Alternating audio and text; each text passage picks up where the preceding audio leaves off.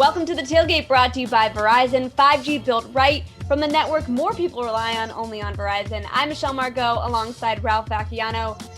Ralph, do you believe in curses? No. Why?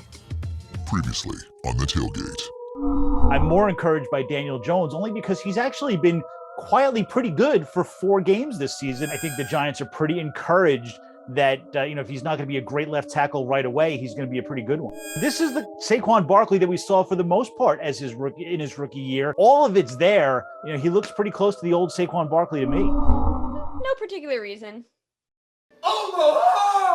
Time now for the Audible as we welcome in John Jastrzemski from The Ringer. JJ, this week, Robert Saleh compared Zach Wilson to Josh Allen's rookie season, saying that it's going to start clicking. So what is the belief level in Wilson right now?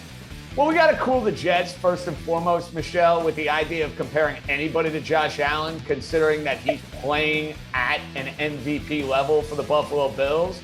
But I think the hope for Jet fans is that Zach Wilson is going to make the simpler throw more often than not. We have seen the wow factor with Wilson. I thought that was on display if you watched the second half against the Tennessee Titans. But I was very frustrated watching last Sunday against the bad Atlanta defense. Dude, sometimes you got to understand the 4-yard pass within the pocket, it may not be sexy, but it moves the drive. It gets the chains moving. And I think the simpler throw and executing the simpler play is going to make Zach Wilson a much better quarterback.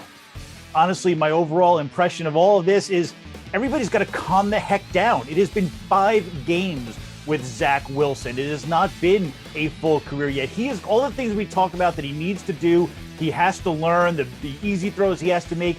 He's going to get there at some point, but we spent the entire summer talking about how it's going to be a learning process. There's going to be struggles. And all of a sudden, 5 games in, people are freaking out like, oh my gosh, this kid can't do the easy stuff. Well, he'll get there. We told you this is the way it's going to be. There are going to be times this season that it'll be worse. There'll be times that it'll be better. All you're hoping for is that when you get to week 13, 14, and the rest, that the arrow is pointing up. We got a long way to go to get there. Ralph, moving on to the Giants, ESPN's Dan Orlovsky put this on Twitter saying, Daniel Jones, Saquon Barkley, Kenny Golladay, Sterling Shepard, and Kadarius Toney have played a total of 17 snaps together. So how would you describe the Giants' injury luck? Painful and really unprecedented. And I've covered a lot of really bad football teams, as we all know, and a lot of really injured football teams. And I don't think I've ever seen a week where a team was going to be possibly missing its starting quarterback, running back, left tackle, and its top 3 receivers. They are literally in danger of putting out a scout team against the Rams on Sunday. Well, think about the vibe for a second, guys. A week ago, the Giants were coming off their best win of the year against the New Orleans Saints.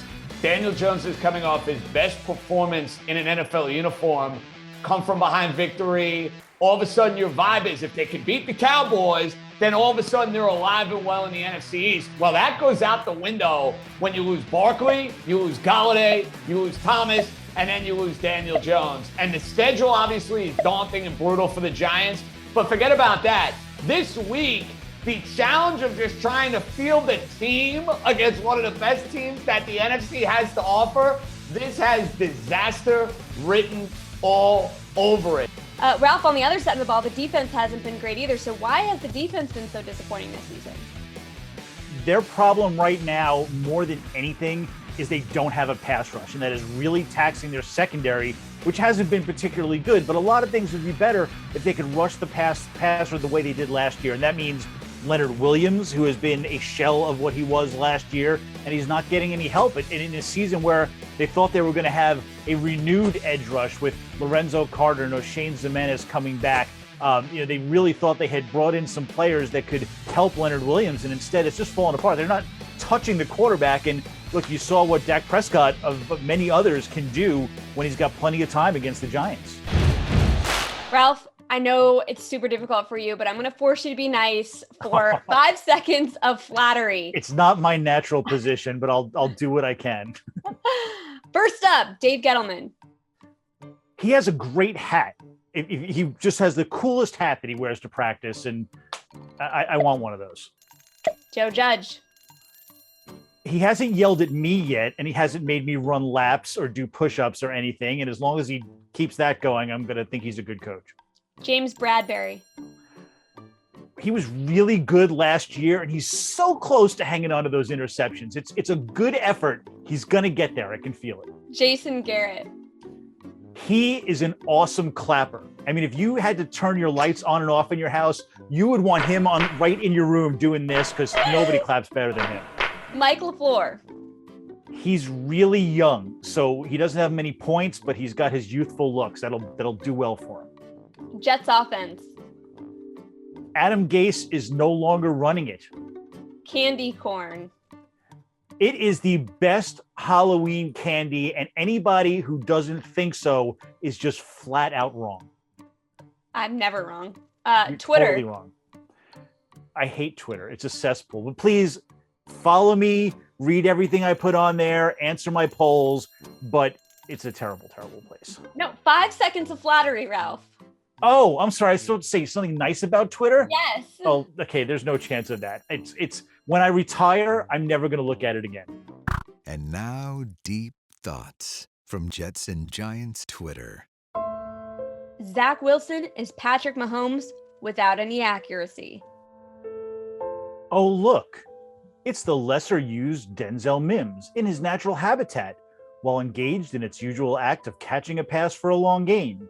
Truly a rare and wondrous sight indeed. Still can't determine what was worse yesterday. The dentist trying to sell me a credit card with a 15% interest rate, or the Giants' run defense. Saquon Barkley, sprained ankle. Daniel Jones, concussion. Kenny Golladay, hyperextended knee. Me, broken heart. What do you guys think of Dave Gettleman becoming the next Yankees manager? He knows about all the computer stuff and would be able to step right in. He'd also get noted hog molly Gary Sanchez back on track. Just a thought. Joe Judge was the kid in school who took the test first period and wouldn't tell his friends what was on it. Time now for the comment section. And Ralph, you put out this poll question earlier. The Giants' next 5 games are daunting, even without all of their injuries. So where is the win? It's hard to find one versus the Rams, versus the Panthers, at Kansas City, versus the Raiders, and at Tampa Bay. So how many of these do you really think the 1-4 Giants can win? Well, when I put out that poll, the fans pretty much said no more than 1 of the next 5, and which is unbelievable when you think about it. It would put them at 2-8 after 10 games for the 3rd time in the last 5 seasons. That's how bad this thing has gotten. And I think they're right. I mean, I think the 2 games that you look at are the Panthers, if Sam Darnold continues to fall back to earth, and the Raiders, because right now they are a train wreck with the John Gruden controversy, and I think they are about to go into a big tailspin. But again, it's all relative because the Giants stink. And if they're hurt, if some of these guys, Daniel Jones, Saquon Barkley, are out longer than we expect, they're not going to be able to beat any of these teams. But in the best case scenario, if everything worked out, maybe 2 wins. And that's terrible when you think about it, because it really kills the season if it's not dead already. Think about this for a second. The Giants play really well in this stretch of games. They're going to win 2 games. If a lot of things go right for the Giants, they're going to win 2 games. That's if they're 2-3. Think about this. They're 3-7 on the year. At 3-7, with the Giants being way behind the Dallas Cowboys, this season is over. That's the harsh reality of this 2021 season. You don't have the soft landing spot that the NFC East was a year ago, where 3-7, you might have been in first place at this time last year. The Cowboys are going to win north of 10 games, and that's why the Giants are in deep, deep trouble. Injuries, slow start, you name it, when it comes to this rotten 2021 year. And what else is new? JJ, Sunday was a breakout game for Kadarius Toney, but the real story was the punch that he threw in the 4th quarter, and Twitter was on fire with how Joe Judge handled it. So how do you guys think Judge handled the situation? Well, when you're Joe Judge and you're preaching discipline, and that's been a theme since he's taken over the New York Giants, it's clearly not going to be a good look when your team is basically starting to brawl in the 4th quarter. Now, I like seeing a little fight from the team when they've been losing the way that they've been losing. And I'm not one to pull a guy like Kadarius Toney off the field, like permanently or for a week or 2, because the Giants need impact players.